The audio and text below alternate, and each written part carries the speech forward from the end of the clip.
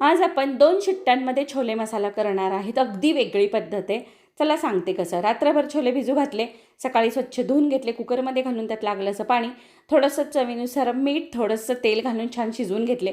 शिजलेले छोले काढले, त्याच कुकरमध्ये परत तेल घातलं, थोडं जिरं, तमालपत्र, एक अख्खा कांदा, नंतर अख्खा लसूण, अर्धं टोमॅटो, चवीनुसार मीठ, काळं तिखट, थोडेसे काजू, थोडीशी हळद, धणे जिरे पावडर, थोडं पाणी घालून एक शिट्टी करून घेतली.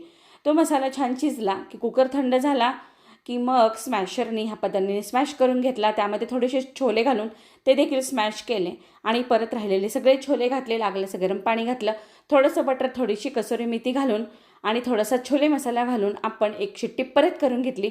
मस्त हा छोले मसाला तयार झाला. वेगळी पद्धत आहे, झटपट आहे. गडबडीच्या वेळी हे नक्की करून बघा. आवडलं तर एक लाईक आणि एक कमेंट करायला विसरू नका. यूट्यूबवाले सबस्क्राईब करा, इन्स्टावाले फॉलो केल्याशिवाय जाऊ नका.